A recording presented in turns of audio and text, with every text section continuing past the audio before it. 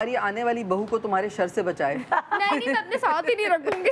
बहन अब तुम अच्छा, इतनी ओवर प्रोटेक्टिव हो तो साथ ही नहीं रखोगी। एक है ना, फिर 24 घंटे सोच रही वो होगी। अलग बात होती है। अब तुम वहम करो, क्योंकि मैं अपनी सास को देखती हूँ ना, वो अभी भी अपने चारों बच्चों की टेंशन उतनी ही लेती है, मुझे लगता है जितनी वो बचपन में लेती है। हाँ मेरे अम्मा अब्बा तो ये बच्चे हो गए ना, हम कहते हैं उसके बाद जिंदगी भर अल्लाह ने कहा है कि अब आप माँ बाप का काम है, आप टेंशन में रहें। नहीं, टेंशन लेकिन क्या होती है, आई थिंक जो sorry like my parents you know, अभी भी जैसे कहीं दूर दुनिया में भी अगर जंग हो रही होगी तो मेरे अब्बा का फोन आएगा, बेटा राशन ले लेना, कहीं खुदा ना खास्ता कम ना हो जाए, you know he is that concern. ये कैसे करते हैं, हम मजाक उड़ाते हैं कैसर का।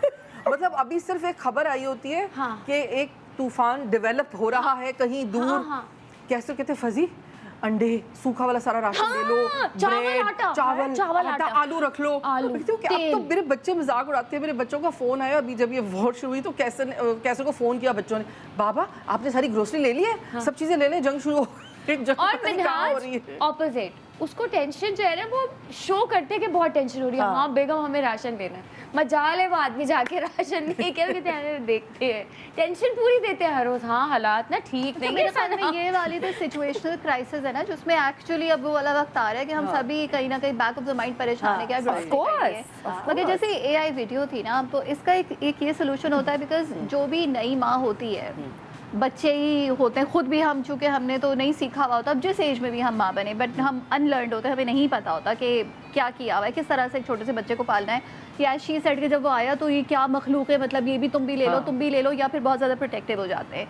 तो ये हमें करना होता है कि वो जो क्लासेस होती है ना कि before giving birth to a child, तो वो जितनी आपको मैटरनल नॉलेज होगी ना, क्योंकि आपका बच्चा कोलिक भी होगा, आपको नहीं संभालना आएगा, वो पूरी रात रोता रहेगा, जो मैटरनल इंस्टिंक्ट होती है ना, एक तो उसे संभाला नहीं जा रहा, उसको पता नहीं है कि बच्चा क्यों रोए जा रहा है, वो पूरी रात खुद भी जागेगी, बच्चे को भी हॉस्पिटल्स में दौड़े लगाती रहेगी।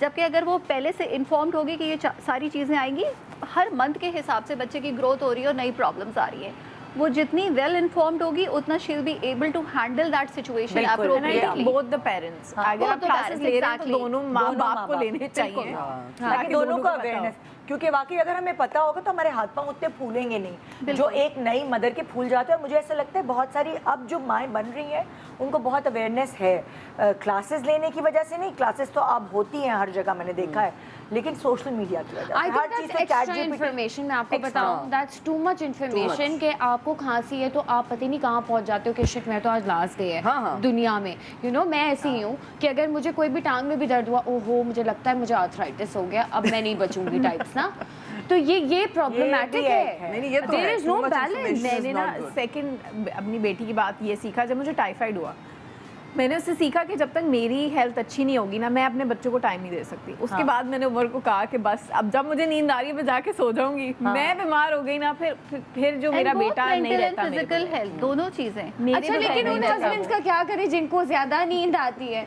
थकती मैं थी, नींद मिनाज को आती थी, शायद मुझे पुरसुकून होता है ना, वो पुरसुकून होता है, तुम थक के एंजाइटी का शिकार होती होगी तो वो कहता है मैं बहुत थक गया। भाई तुमने किया है जो तुम थक गए हो? तुमने बर्दाश्त किया।